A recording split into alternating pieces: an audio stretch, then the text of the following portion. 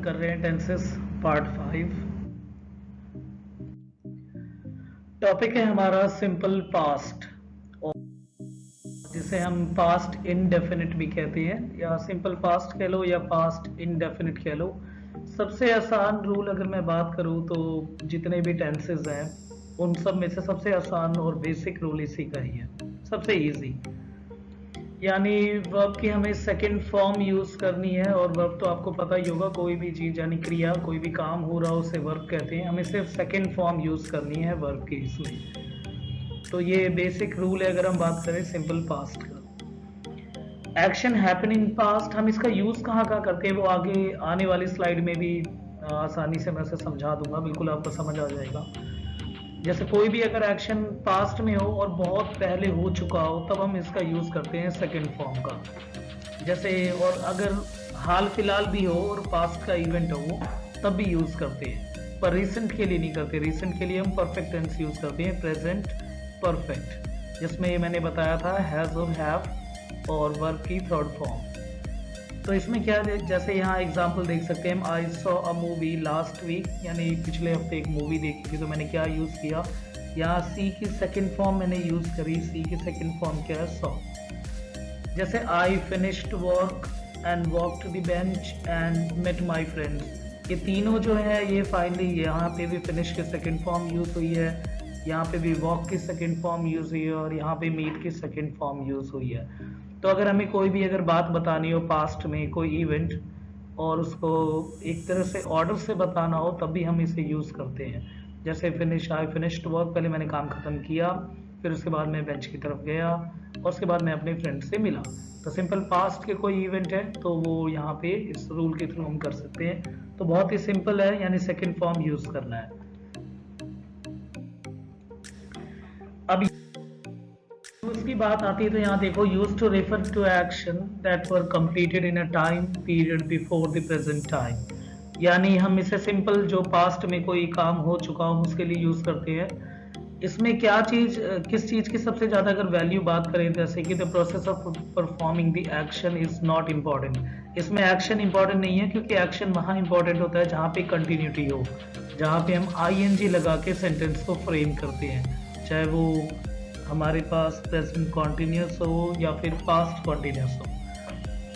तो यहाँ पे व्हाट मैटर, यहाँ पे क्या चीज मैटर रखती है, एक्शन इन पास्ट, यानी पास्ट में कोई एक्शन हो चुका है उसकी वैल्यू है यहाँ पे, तब हम यूज करते हैं। कोई पास्ट में बहुत पहले या फिर अभी हाल फिलहाल भी कोई एक्शन कंप्लीट हो गया और पास्ट के पास्ट में ही निपट गया हो, अभी वो प्रेजेंट में उसका कोई असर नहीं आ रहा हो, तब हम इसका यूज करते हैं। अगर वो प्रेजेंट में भी उसका कोई असर आ रहा हो तो हम क्या यूज करेंगे, हैज और हैव, वही प्रेजेंट परफेक्ट टेंस यूज करते हैं तब हम। तो कोई भी एक्शन जो कि रिसेंट पास्ट में हो या लॉन्ग टाइम एगो, कोई सा भी एक्शन हुआ हो तब हम इसका यूज करते हैं सिंपल पास्ट का।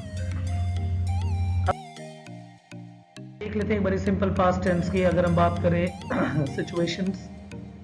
जैसे कोई भी अगर एक्शन हो जो started and finish at a specific time in past, past में ही कोई एक एक्शन शुरू हुआ हो और पास्ट के पास्ट में ही खत्म हो जाए, और हमारा प्रेजेंट बहुत दूर है, हमारा प्रेजेंट यहाँ पे है, हम जिसकी बात कर रहे हैं एक्शन की, ये पास्ट इवेंट है, पास्ट में ही कोई एक्शन शुरू हुआ और वहीं का वहीं खत्म हो गया, तब हम इसका यूज करते हैं सिंपल पास्ट का। That there is no connection with present, present के साथ कोई कनेक्शन नहीं होना चाहिए। जैसे I saw a movie last week, मैंने लास्ट वीक मूवी देखी, बात खत्म। या फिर हम इसको ऐसे भी यूज करते हैं, एक तो ये है फर्स्ट कंडीशन।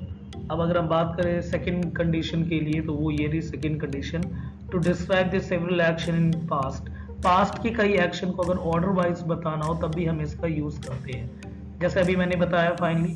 और जो भी जितने भी ज्यादातर जो बिजनेसमैन है, कोई इवेंट अगर बताना हो या पास्ट का कोई भी एक्सपीरियंस बताना हो तो वो ज्यादातर यही टेंस यूज करते हैं, क्योंकि इसमें एक तो पास्ट इवेंट की रियलिटी इसमें साफ देखने को मिलती है हमें। उसके बाद हमें इसमें जो नेक्स्ट चीज अगर और देखने की बात करें तो ट्रू इवेंट्स की बात कर सकते हैं हम, पास्ट में कोई फैक्ट की बात कर सकते हैं जो कि पास्ट की हो, ये सब कुछ। तो इसमें क्या यूज है, जैसे कि आई फिनिश्ड वर्क, फर्स्ट तो ये रहा, एक काम ये रहा, and walk to beach, sorry last time मैंने बेंच बोल दिया था यहाँ पे, और ये थर्ड ये रहा, एंड मेट माय फ्रेंड्स। यहाँ पे तीन जो है, तीन वर्क है और ये तीनों वर्क पास्ट के हैं।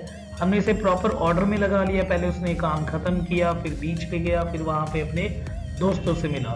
तो इस तीनों को हमने ऑर्डर पे लगाया, तब भी हम सिंपल पास्ट टेंस का यूज करते हैं। यानी फिनिश की सेकंड फॉर्म फिनिश्ड, क्योंकि ये वर्ब है, और वॉक की सेकंड फॉर्म वॉक्ड, ये भी वर्ब है, और मीट की सेकंड फॉर्म मेट।